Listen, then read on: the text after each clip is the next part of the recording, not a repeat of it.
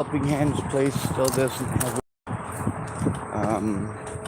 the lady that I spoke with last night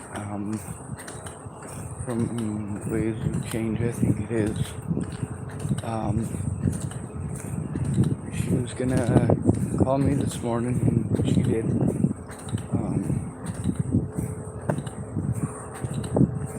I don't know.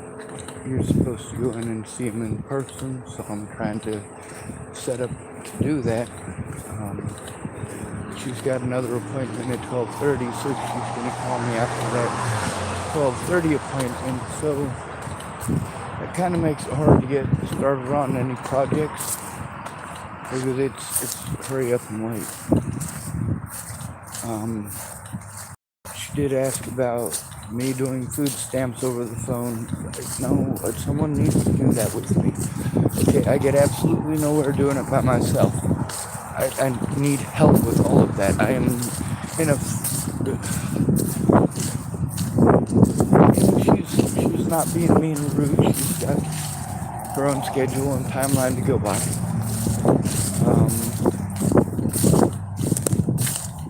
They had meetings all morning, which, so she just called me in a few minutes between, during a break from the meeting, and told me that she would call me back, and if it was, she said the meetings go until afternoon, but if they concluded a little early, that she'd give me a call. So she gave me a call to say they concluded their meeting about 15 minutes early, but she doesn't have time to see me because she has a 12:30 appointment.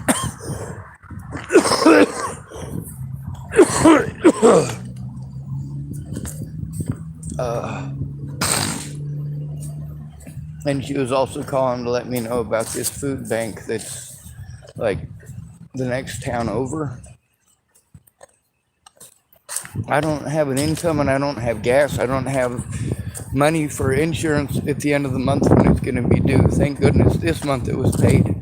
But I don't have money for any of this stuff that I'm running around to do. You know what I'm saying? I'm wasting time. Every time I have to call somewhere by myself, I'm wasting my time in doing so. I don't see how any of these services are going to help me when they don't know what the hell is going on and aren't trying to find out what the hell is going on. We got 6 vehicles in the parking lot of this kids' skate park that all belong to people who are living in their vehicles. Some of them are good about not making it look like they live in them by not owning much except for the vehicle itself and a couple changes of clothes.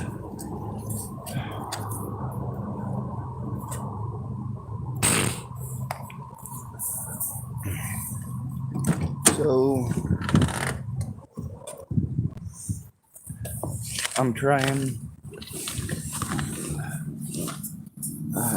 I'd like to. Where can I go that's fucking safe? They're gonna take all of my fucking shit. I need help. I can't do these things for myself, obviously. Does that make it okay to victimize the fuck out of me for 6 goddamn years? No, it doesn't. So this lady, she was just trying to be helpful. I'm venting because I have to fucking be nice to everybody all the goddamn time. But if I'm nice, they don't get it. I understand that they have meetings and she's got an appointment at 12:30.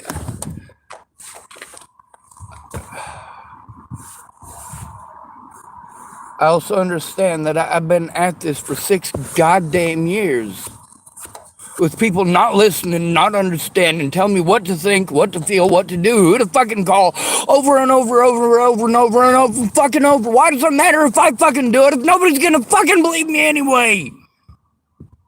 They're not gonna help me. Not without you fucking giving a shit, you fucking idiots. You have to get actively fucking involved. Don't offer to help me if you're not fucking gonna.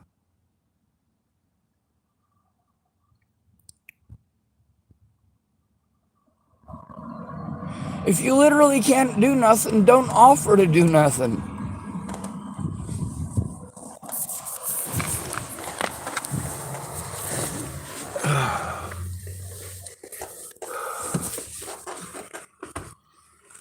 I don't need pretty words and I'm fucking sorries. That's fucking useless. That does me zero fucking good. That doesn't get any of my evidence fucking looked at or put in the fucking courts.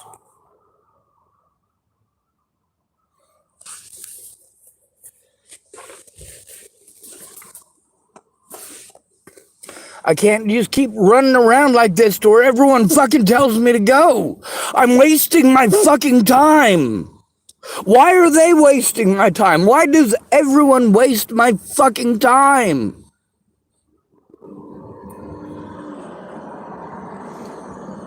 Now this lady, she says that she'll try to help me. She's gonna, I guess, try to help me with the food stamps. Hopefully, I guess she's gonna call me after her next appointment, which is 12:30. So I don't know how long that's gonna take. So anything that I set up, she says, hey, you can come meet me now, and I've got all my stuff out to work on something, and then I got to put it all back in my vehicle. It's gonna take fucking time to do that. That's the thing. Everything that I fucking need is all buried underneath fucking all this shit on top. This shit on top is stuff that keeps me alive and fucking almost helps me keep my fucking sanity. If I had a place where I can fucking do something. I'm 41 goddamn years old. I busted my ass my entire goddamn life.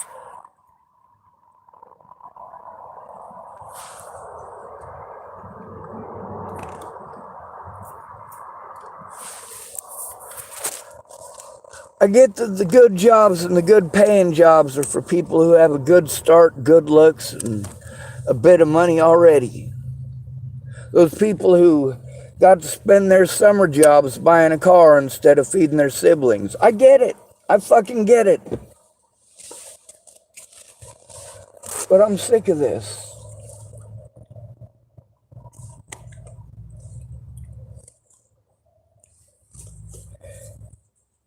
People don't understand that 6 fucking years of this. God damn it, someone fucking do something!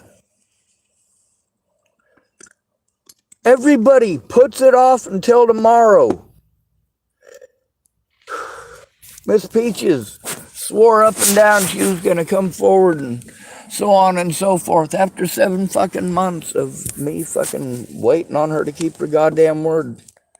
What the fuck did I have to do? I had to threaten my predators back and threaten the President of the United States to try to get law enforcement to fucking do their job. I had to try to force the FBI to do their job because nobody would look at the fucking evidence and nobody would make the fucking call. Jesus goddamn Christ! You victimized the fuck out of me by calling me mentally ill. And then you pretend that you haven't fucking handicapped me and make me waste all of my money trying to get help that doesn't fucking exist. I have a dick.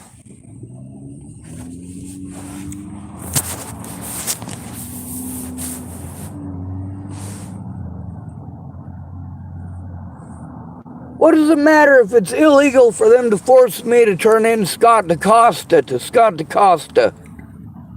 If nobody fucking cares, if nobody fucking speaks up about how wrong it is, except for me!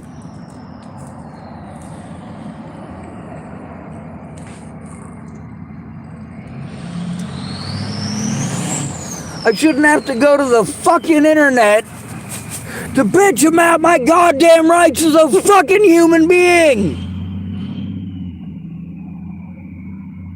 The United States and the United States government and the media bitch daily about other countries doing the shit that Americans do to the fucking homeless. Now, when I listen to homeless people telling me that I'm going through standard homeless bullshit, no, I was homeless before this. This ain't the same.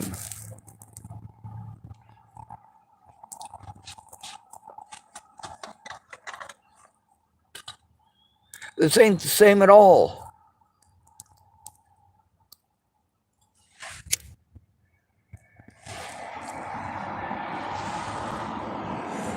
My predators got everything they fucking wanted.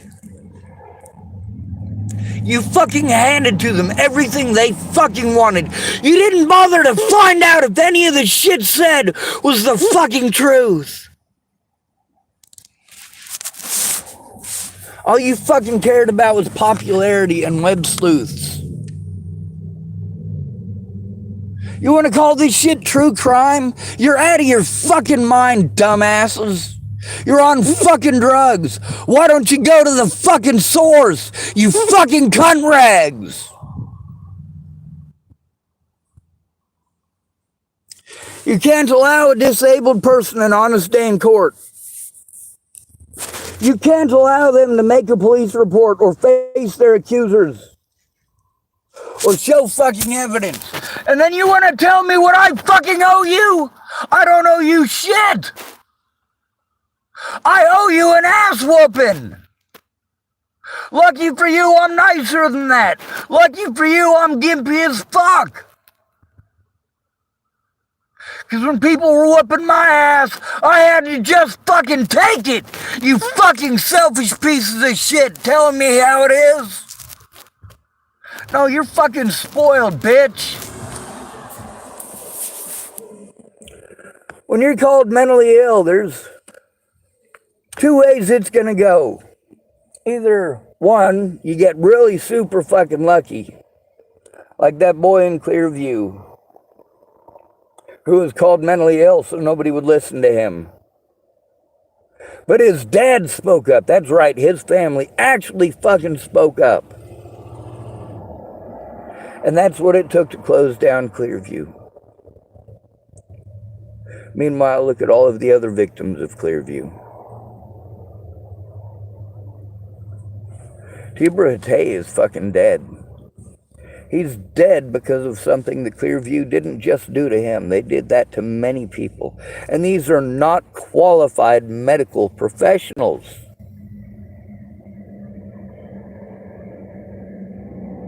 These are fucking babysitters pulled out of Walmarts and fucking 7-Up, or 7-Elevens.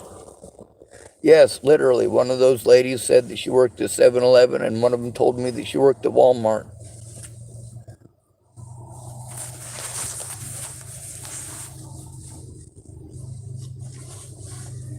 Anyway, the thing with the lady today, she's one of the few people that's actually trying to work with me, actually keeping in contact with me.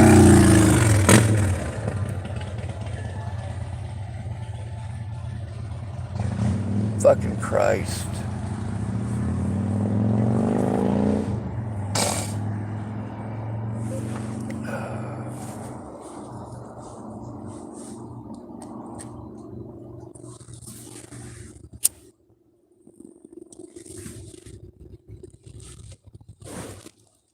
What she's not understanding is that the longer it takes to happen, the more anxiety I'm going to have, because this is a desperate situation.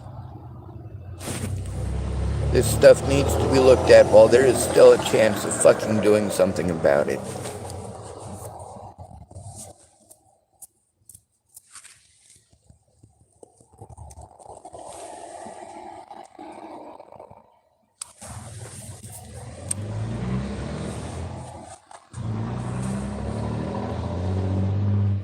I'll start where I always do, with the messages from Natalie.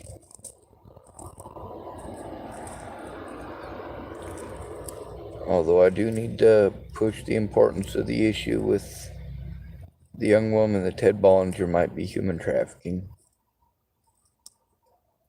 And of course, the man who sent me that message.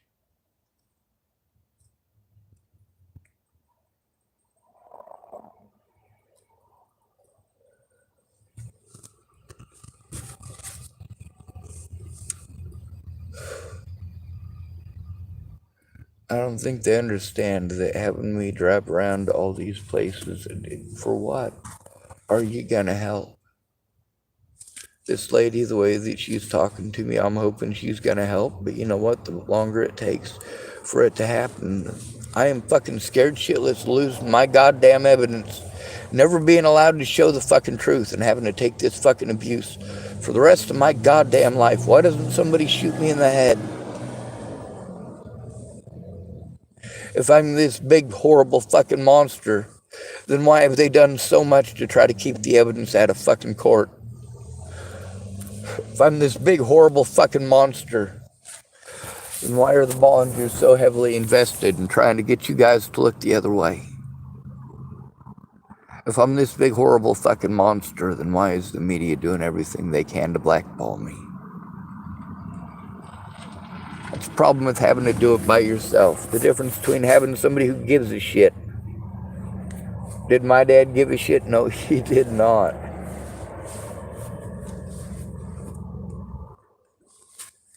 Your complacency is what allows this.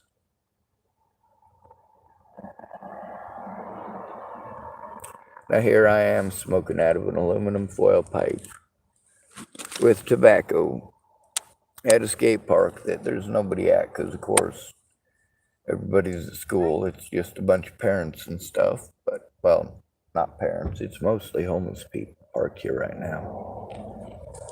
Now, as far as that lady who's hopefully going to try to help me with her having a busy schedule, you know, this is only the third day. It's the people that I'm pissed off at. It's when I've been at this for fucking 6 months and we still haven't even met. You guys have no idea how hard I tried to meet Megan Mesigatis, to show her this stuff in person, because that's the only way that I was able to do it, unless we could find somebody to help me with it. You know how difficult it is to find somebody? All I needed was for them to sit down and help me fucking send emails and shit. Like, this is stuff that I am not good at, and pretty much everybody I know knows how to fucking do this.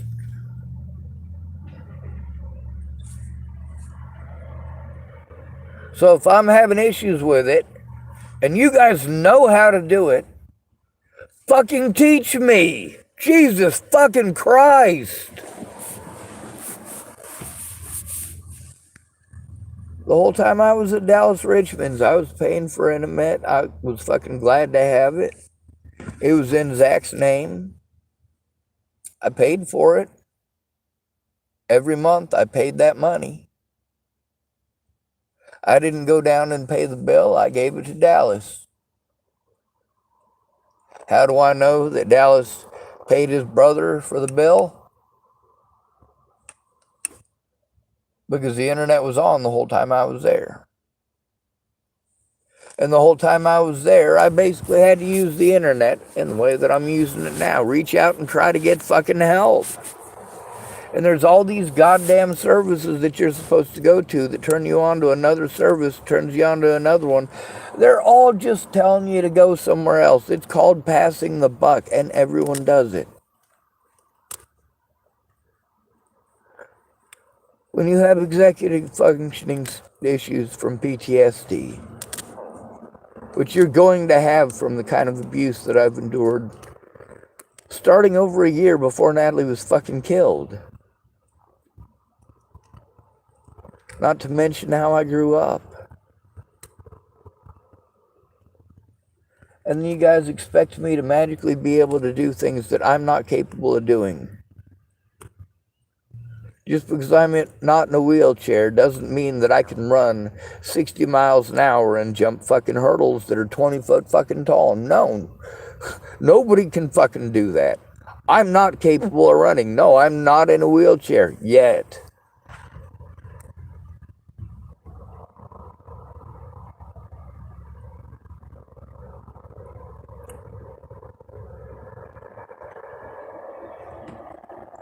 Having to go to drug dealers and alcoholics and drug addicts for help. Yeah, for the most part, they're not going to speak up. The few that are gonna, you have to wait for them to get fucking sober. Or you have to record them because they're probably going to call you at fucking 2 o'clock or 3 o'clock some morning trying to get some shit. You have to remind them, I don't mess with that stuff. Oh, I'm sorry. Well, can I tell you about all my problems for an hour? That turns into 6 if you let it.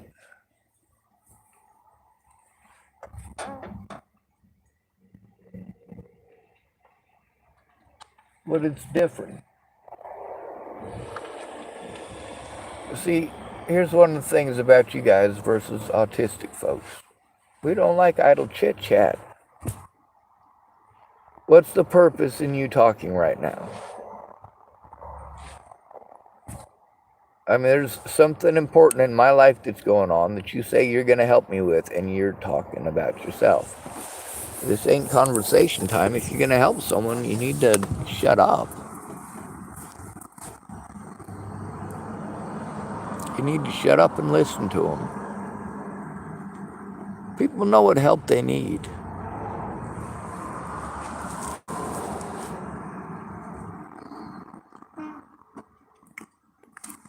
So this lady who's going to help me, I guess, I'm supposed to be patient, and I guess I got to. I also got to make sure I don't pull everything out too big and heavy, but I think I am going to pull out some of my stuff. Just to see how much I have to work with, because when I got some of this stuff, it was on a table, and like the artificial alligator leather stuff that I have, it's, I want to say 5 yards worth, so there's quite a bit.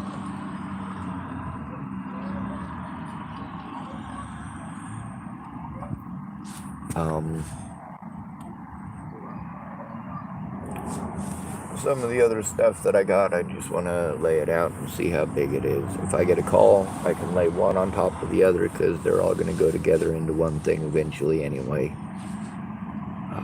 If I'm able to. They'll all be together. That'll make it easier to put in and take out. And it's, well, it'll be decently heavy. The artificial alligator leather is surprisingly light. But the plastic, which only takes about maybe a quarter as much space, if that, it's actually heavier, and it's thin plastic. So between all those pieces, it'll probably be about, I don't know,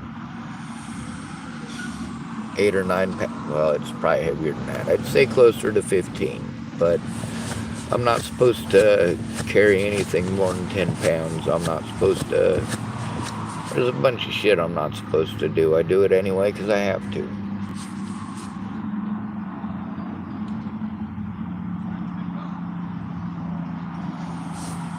As screwed up as my body is, and as much as it hurts me, I probably shouldn't walk as much as I do. I'm fairly certain, however, that's about the only thing keeping me as limber as I am, which isn't much. It's also the only thing that is keeping me from eating up all my gas, because in-town driving eats up a lot of gas. I still got, let me see, what's today, the 14th or the 15th? The 14th. Oh, I just got a message, so I'm gonna have to end this video. The thing is, I gotta try to get something going here, so I have to end it and talk to her as soon as possible. The fact that she's actually getting a hold of me, the fact that she's informing me, and there was people in the past that did sort of, they'd let me know that something had happened way after the fact. For me, it's frustrating when this stuff keeps on happening, but also it is refreshing and relieving when somebody actually informs you, so that you don't end up, like, for example, today I was going to set a bunch of stuff out after I was done talking with her. When the situation didn't happen this morning, I didn't set all that stuff out. So we'll see what her message says. There's a lot of stuff to show, and I'm hoping I'll be able to and allowed to show it. Good to be with you. Thanks for coming to visit. Stay out of trouble or don't get caught. Remember, you are your brother's keeper, and no victim left behind.